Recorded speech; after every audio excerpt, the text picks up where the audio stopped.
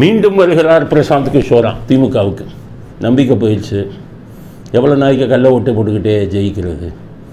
அதனால் நாட்டு மக்களை ஏமாற்றி கொஞ்சம் நாளைக்கு ஜெயிக்கலாம் அப்படிங்கிறதுக்காக மறுபடியும் 300 கோடி கொடுத்து நிறையா சம்பாதிச்சிட்டாங்க. 300 கோடிங்கிறது ஒரு சில்லறை மாதிரி அவங்களுக்கு. அதனால் 2026 தேர்தலுக்கு இப்போவே பிரசாந்த் கிஷோரை கொண்டு வராங்க அப்படிங்கிற செய்தி வந்திருக்கு. உண்மையாக பொய்யான்னு தெரியலை. ஆனால் அவங்க தாராளமாக செய்வாங்க. தவறான வழியில் பணம் சம்பாதிச்சா அந்த பணம் தப்பான வழியில் தானே போய் சேரும், வெளியில் போகும், தப்பான வழியில் தான் போகும். அதனால் தப்பான வழியில் சம்பாதிச்சிட்டிங்க, தீயவர்களுக்கு தான் அந்த பணம் போய் சேரும். பிரசாந்த் கிஷோர் போன்றவங்களுக்கு இன்னும் ஏமாற்றி இன்னும் எவ்வளவு விஷயங்களை எவ்வளோ பணத்தை செலவு பண்ணுமோ செலவு பண்ணுங்கள். ஆனால் மக்கள் மனதில் நிலைத்து நிற்கும் விஷயங்களை செய்யுங்க அப்படிங்கிறது தான் ஸ்டாலினுக்கு நான் சொல்லக்கூடியது. மக்கள் மத்தியில் என்றைக்குமே நிலைத்து நிற்கணும். இந்த பிரசாந்த் கிஷோரை வச்சுட்டு ஏமாற்றிக்கிட்டு அரசியலில் ஜெயிச்சு பண்ணுறது நிரந்தரமான ஒரு தீர்வாகுது. அதனால் உங்களுக்கு சொல்கிறேன், எல்லாம் இப்படி தான். அண்ணாதிமுக போயிட்டு இந்த சவுக்கு சங்கரை போய் நம்பினாங்க. எவ்வளோ கீழ்த்தரமான ஒரு அரசியல்வாதிகள் அண்ணாதிமுக மண்டையில் மூளை இல்லாதவங்க இருக்காங்கங்கிறத பார்த்துக்காங்க.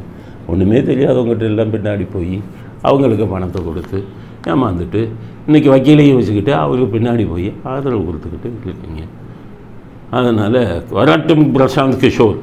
மக்கள் சக்தி வெல்கிறதா இல்லை பிரசாந்த் கிஷோர் சக்தி மூளை வெல்கிறதான்னு பார்ப்போம்.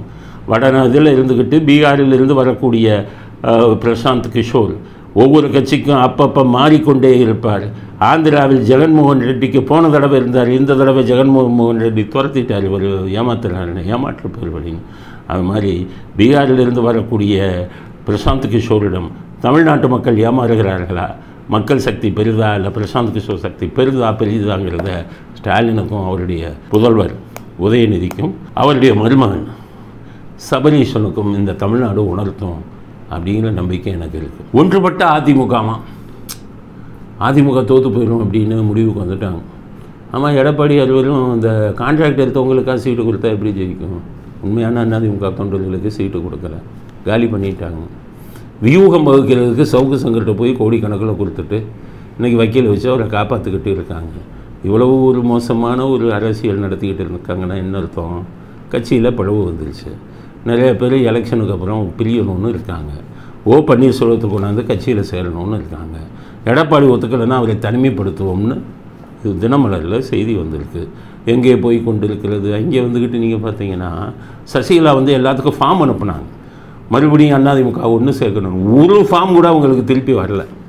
ஒரு அதிமுக தொண்டனும் கூட சசிகலாவுக்கு ஆதரவு கொடுக்கல. முனுசாமி, இந்த வேலுமணி, எடப்பாடி எல்லாம் கோடிக்கணக்கில் சம்பாதிச்சவங்கெல்லாம் ஒரு அணியில் சேர்ந்து அவர் அதிமுகவை ஒன்றுபட வைக்கணும் அப்படின்னு முயற்சி செய்கிறார்கள். இந்த ஆண்டிகள் கூடி மடம் கட்டின கதை தான். அதனால் அதிமுக நல்லபடியாக இருக்கும். ஆனால் இவர்களால் அது நிச்சயம் இருக்காது. வேறு ஒரு மாற்று வழி நிச்சயம் வரும் அப்படின்னு நம்புவோம். அடுத்தது நம்ம மத்தியில் அரசாங்கம் அங்கே வட மாநிலங்களில் எலெக்ஷன் நடக்கிறதுனால இங்கே உதயநிதி உளர்ன மாதிரி அங்கே ராகுல் காந்தி உளறிக்கிட்டே இருக்கார். அவர் என்ன சொல்கிறாருன்னா, மோடி போடுற கோட்டு 50,000 1 லட்சமா, அவர் வாங்குகிற 1.5 லட்சம் சம்பளத்தில் எப்படி இவ்வளவு கோட்டு வாங்குறாரு அப்படின்னு கேட்குறாரு. அது நீங்கள் ஸ்டாலின்கிட்ட கேளுங்க மிஸ்டர் ராகுல் காந்தி. ஸ்டாலின் குடும்பத்தோடு துபாய்க்கு போகிறாரு, குடும்பத்தோடு ஃப்ரான்ஸுக்கோ எங்கேயோ போனார். இப்போ இவர் உதயநிதி இதுக்கு போனார், லண்டனுக்கு. இதெல்லாம் யாரு காசில் போகிறாங்கன்னு கேளுங்க. ஸ்டாலின் 1.5 லட்சம் ரூபா வருமானத்தில் அவர் எப்படி இங்கெங்கெல்லாம் போகிறாருன்னு கேளுங்க. எல்லாம் அரசாங்கத்தில் கணக்கு, அரசாங்கத்தில் மொய் எழுதிட வேண்டியது. அதனால் உங்கள் கூட்டணி கட்சிகளே கோடிக்கணக்கான பணத்தை அவருக்கும் அவர் குடும்பத்துக்கும் அரசாங்கத்தில் மொய் எழுதிட்டு இருக்காங்க. மோடி ஒரு பிரதமர், அவர் ஒரு சாதா சட்டையை போட்டு போனால் எதிர் அந்த நாட்டை யார் எந்த நாட்டு பிரதமரை சந்திக்கிறாங்களோ அவங்க மதிப்பாங்களா? பிரதமருக்குள்ளேயே ஒரு டிக்னிட்டி வேணும்ல. அதுக்காகத்தான் 50,000 ரூபாய்க்கும் 1 லட்சத்துக்கும் உங்கள் கோட்டை வாங்கி போடுறாங்க. உங்கள் ஆளுங்க மாதிரி 50,000 கோடி 1 லட்சம் கோடி 2 வருஷத்தில் 30,000 கோடி, இந்த கதையெல்லாம் வெளியில் பேசுங்க. சும்மா ஒரு 50,000 1 லட்சத்துக்கு போயிட்டீங்க, 30,000 கோடி கதையை பேசுங்க, திமுக கதையை அப்படிங்கிறத ராகுல் காந்திக்கு செய்தியாக சொல்கிறோம். அதே ராகுல் காந்தி என்ன சொல்கிறாரு, அதாவது எலெக்ஷன் ஜூன் 4 முடிஞ்சிருமா, இவங்க ஆட்சிக்கு வந்துடுவாங்களாம்.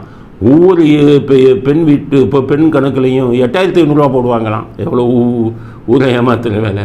அதில் ஒரு சின்ன குக்கி வச்சுட்டாங்க, ஏழை பெண்கள். அப்போ ஸ்டாலின் செஞ்ச மாதிரி செய்வாங்க. அரசாங்க ஊழியரா? இல்லை. பென்ஷன் வாங்குறீங்களா? இல்லை. சொந்த வீடு வாங்க வச்சுருக்கா? இல்லை. இது மாதிரி எல்லாத்துக்கும் போட்டு மாதம் 1000 ரூபா 2000 ரூபா சம்பாதிக்கிறவங்களுக்கு மட்டும் 8500 கொண்டு வருவாங்க. ஊரை ஏமாத்துகிற வேலை.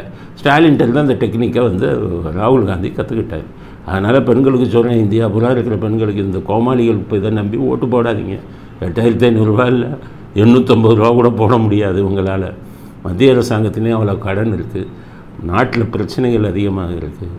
ராகுல் காந்தி சொல்கிறார், நாங்கள் வந்தோடனே லட்சக்கணக்கான அரசு பணிகளை அவங்க ஆட்க போட்டுருவாங்களாம். அப்படி பேசலாமா?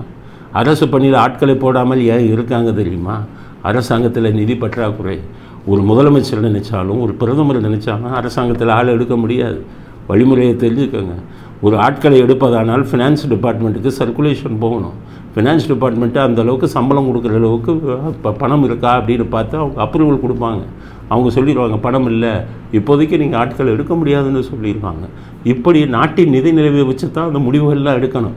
புது பணியிடங்கள் லட்சக்கணக்கில் இது பண்ணுறது, வெளியில் உட்காந்துக்கிட்டு சும்மா மைக் எடுத்துக்கிட்டு இப்போ லட்சக்கணக்கானதை நிரப்புவோம்னா அரசாங்க நிர்வாகத்தை பற்றி உங்களுக்கு அடிச்சுவடி கூட தெரியல. அப்படிங்கிறது தான் ராகுல் காந்திக்கு நாங்கள் கொடுக்கக்கூடிய செய்தி.